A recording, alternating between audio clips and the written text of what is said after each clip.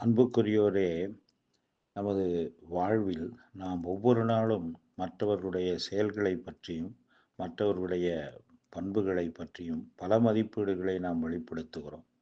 ஆனால் நம்முடைய சொந்த செயல்களை பற்றியும், பண்புகளை பற்றியும் சுய மதிப்பீடு செய்து கொள்ளத்தான் தவறிவிடுகிறோம். அப்படியே மதிப்பீடு செய்தாலும் மற்றவர்கள் செய்வதெல்லாம் குறை போலவும், நாம் செய்வதுதான் எல்லாம் சரி என்றும் பல நேரங்களில் நாம் பேசுகிறோம்.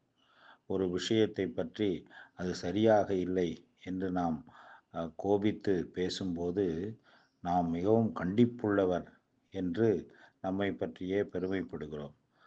அதையே மற்றவர்கள் பேசினால் அவர்கள் முன்கோபிகள் என்று சொல்லுகிறோம்.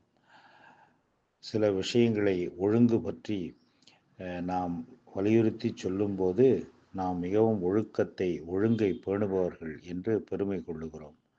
அதே நேரம் மற்றவர்கள் அப்படி பேசும்போது, எதற்கெடுத்தாலும் குறை சொல்லுகிறவர் என்று அவர்களை பற்றி நாம் சொல்லுகிறோம்.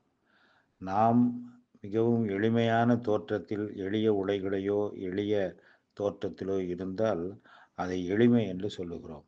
மற்றவர்கள் அப்படி இருந்தால், ஏன் இவர் இப்படி பிச்சைக்காரத்தனமாக இருக்கிறார், ஒரு கண்ணியமாக அவர் உடை உடுத்தி கண்ணியமான தோற்றத்தை வெளிப்படுத்தக்கூடாதா என்று அதற்கும் குறை சொல்லுகிறோம். இதற்காகத்தான் வள்ளுவ பெருமான் சொன்னார், ஏதிலார் குற்றம் போல் தம் குற்றம் காண்கிற் பின் தீதுண்டோ மண்ணுமுயிர்க்கு. மற்றவர்கள் குற்றத்தைப் போல நம் குற்றத்தையும் பார்க்க வேண்டுமே. இயேசு பெருமான் சொன்ன அந்த வாசகம் உங்களுக்கு நினைவுக்கு வரும். நமது கண்ணில் இருக்கிற உத்திரத்தை பார்க்காமல் நம் எதிராளியின் கண்ணில் இருக்கிற துரும்பை பார்த்து குறை சொல்லுவது என்ன நியாயம்?